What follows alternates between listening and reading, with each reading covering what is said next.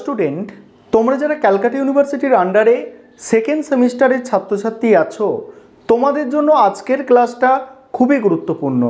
এখন তোমাদের common value added কোর্সের মধ্যে IKS অর্থাৎ ইন্ডিয়ান নলেজ সিস্টেম সাবজেক্টের ক্লাস আছে। অর্থাৎ তোমাদের সিভ্যাক সাবজেক্টের মধ্যে ইন্ডিয়ান নলেজ সিস্টেম সাবজেক্টের ক্লাস আছে এখন। আর আজকের ক্লাসে তোমাদের মডিউল 2 থেকে একটি গুরুত্বপূর্ণ বড় প্রশ্নের উত্তর নিয়ে আলোচনা করব। প্রশ্নটা কি? প্রশ্নটা হচ্ছে কৌটিল্যের সপ্তাঙ্গ তত্ত্ব আলোচনা করো। মডিউল 2 থেকে গুরুত্বপূর্ণ একটা প্রশ্ন, কৌটিল্যের সপ্তাঙ্গ তত্ত্ব আলোচনা করো। এই প্রশ্নের উত্তরটা নিয়ে আলোচনা করব। আরেকটা বিষয় তোমাদের বলে রাখি যে তোমাদের জন্য অনলাইন কোচিং ক্লাস চলছে। বহু ছাত্রছাত্রী অলরেডি অ্যাডমিশন নিয়ে নিয়েছে। তোমরা যারা অ্যাডমিশন নিতে ইচ্ছুক আছো, এই বোর্ডে দেওয়া নম্বরে যোগাযোগ করে অ্যাডমিশন নিতে পারো। আমাদের সপ্তাহে 2 দিন করে ক্লাস হয়ে থাকে এবং পার মান্থ 200 টাকা করে ফিস নেওয়া হয়। তোমরা যারা অ্যাডমিশন নিতে ইচ্ছুক আছো, এই নম্বরে যোগাযোগ করে অ্যাডমিশন নিতে পারো। চলো আজকের প্রশ্নের উত্তরটা তোমরা বুঝে নাও। এবারে তোমরা প্রশ্নের উত্তরটা দেখে নাও। প্রশ্নটা ছিল কৌটিল্যের সপ্তাঙ্গ তত্ত্ব। প্রথমে তোমাদের একটা ভূমিকা লিখতে হবে অর্থাৎ ইন্ট্রোডাকশান। সেখানে কি লিখবে? কৌটিল্যের রাষ্ট্র সম্পর্কিত রাজনৈতিক চিন্তাধারার মধ্যে অন্যতম মতবাদ হল সপ্তাঙ্গ মতবাদ বা সপ্তাঙ্গ তত্ত্ব। মানব শরীরের বিভিন্ন অঙ্গ প্রত্যঙ্গের মতো তিনি রাষ্ট্র ব্যবস্থাতেও 7টি অঙ্গ প্রত্যঙ্গের কথা উল্লেখ করেছেন। সপ্তাঙ্গ তত্ত্ব অনুযায়ী রাষ্ট্রের এই 7টি অঙ্গ বা উপাদান হল স্বামী, অমাত্য, জনপদ, দুর্গ, কোষ, দণ্ড আর হচ্ছে মিত্র। এবারে উপাদানগুলি দেখো এক এক করে, 7টা উপাদান। প্রথম হচ্ছে রাজা বা স্বামী। কৌটিল্য সপ্তাঙ্গ তত্ত্বের সর্বপ্রথম সর্বাপেক্ষা গুরুত্বপূর্ণ উপাদান হল স্বামী। তার মতে রাষ্ট্রের প্রধান হিসাবে স্বামীকে রাজা বলা হয়। স্বামী বা রাজা হলেন সকল কর্তৃত্বের উৎস ও সমগ্র প্রশাসন ব্যবস্থার ভরকেন্দ্র। স্বামী বা রাজা দণ্ড প্রয়োগের মাধ্যমে সব রকম অরাজকতা থেকে রাষ্ট্রকে রক্ষা করেন। কৌটিল্যের মতে স্বামী বা রাজা সামন্ততান্ত্রিক শাসক ছিলেন না, তিনি ছিলেন সার্বভৌম। তিনি কারো কাছে আনুগত্যশীল ছিলেন না। কৌটিল্য স্বামী বা রাজার 4টি গুণাবলীর কথা উল্লেখ করেছেন। এগুলি হলো, এক হচ্ছে অভিগামী গুণ, সত্যনিষ্ঠা, ধর্মপরায়ণ, বিনয়, শিক্ষার আকাঙ্ক্ষা প্রভৃতি হলো স্বামী বা রাজার অভিগামী গুণ। দ্বিতীয় হচ্ছে প্রজ্ঞা সম্পন্ন গুণ। দেখো, কোনো সমস্যার দ্রুত ও সঠিকভাবে বুঝে নেওয়ার, সঠিক সময়ে সঠিক সিদ্ধান্ত নেওয়া প্রভৃতি হলো স্বামী বা রাজার প্রজ্ঞাপন গুণ। তারপরে কি হচ্ছে দেখো, উত্থান গুণ, সাহস এবং দ্রুততার সঙ্গে সব রকম কাজ শেষ করার ক্ষমতাই হলো স্বামী বা রাজার উত্থান গুণ। তারপরে হচ্ছে আত্মসম্পদ গুণ, ইন্দ্রিয় সংযম, বাক্য সংযম, স্মৃতিশক্তি, বিপদকালে অবিচলিত থাকা প্রভৃতি হলো স্বামী বা রাজার আত্মসম্পদ গুণ। তারপরের পয়েন্ট, মেন পয়েন্ট, আমত্ত বা মন্ত্রী। কৌটিল্যের সপ্তাঙ্গ তত্ত্বের দ্বিতীয় গুরুত্বপূর্ণ উপাদান হলো আমত্ত বা মন্ত্রী।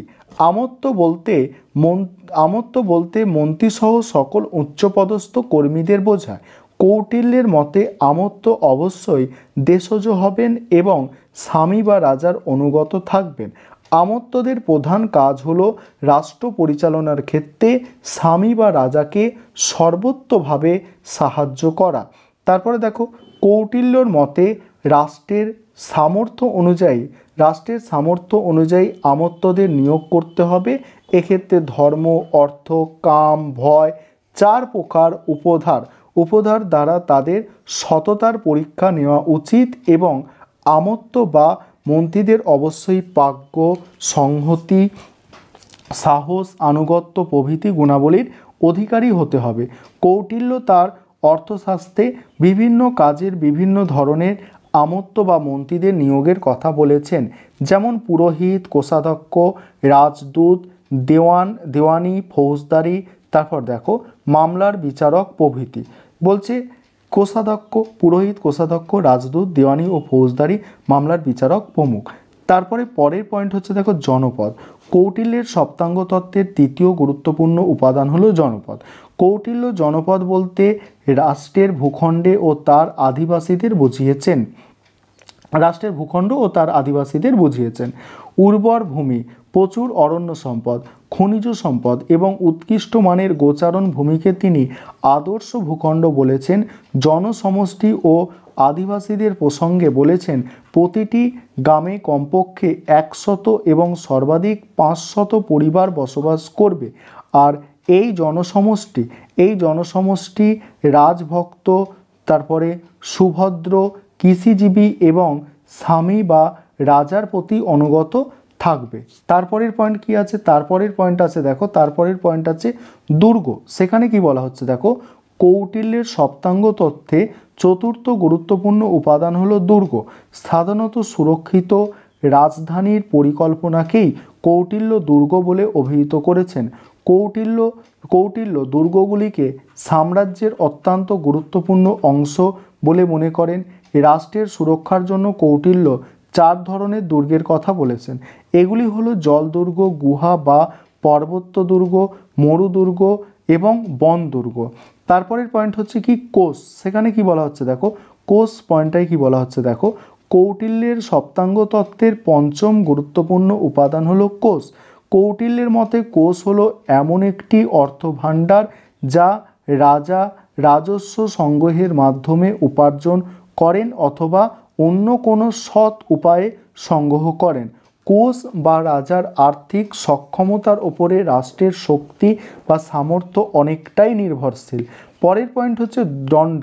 কৌটিল্যের সপ্তাঙ্গ তত্ত্বের ষষ্ঠ গুরুত্বপূর্ণ উপাদান হলো দণ্ড। কৌটিল্য দণ্ড বলতে রাষ্ট্রের দমনমূলক ক্ষমতাকে বুঝিয়েছেন। এক্ষেত্রে সেনাবাহিনী হলো দণ্ডের অন্যতম অংশ। এই দণ্ড বা সেনাবাহিনীর ওপরেই রাষ্ট্রের স্থায়িত্ব নির্ভরশীল। কৌটিল্য মূলত হস্তি, অশ্ব, রথ এবং পদাতিক এই 4 প্রকার সেনার কথা বলেছেন। সেনাবাহিনী হবে বংশানুক্রমিক, অনুগত, যুদ্ধে পারদর্শী, অজেয় এবং প্রশিক্ষিত।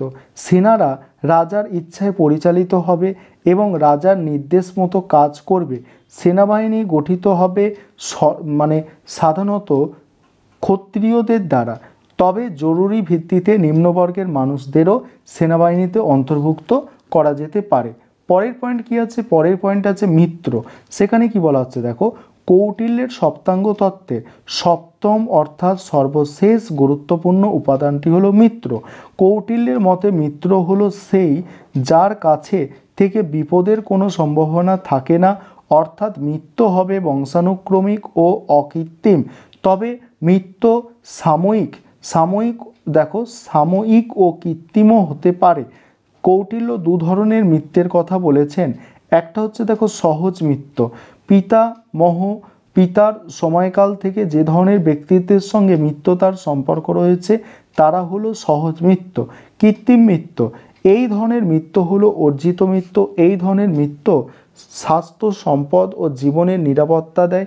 কৌটিল্যের মতে সহজ মিত্র কৃত্রিম মিত্রের চেয়ে উৎকৃষ্ট। সহজ মিত্র হচ্ছে কৃত্রিম মিত্রের চেয়ে উৎকৃষ্ট আর শ্রেষ্ঠ। মূল্যায়ন।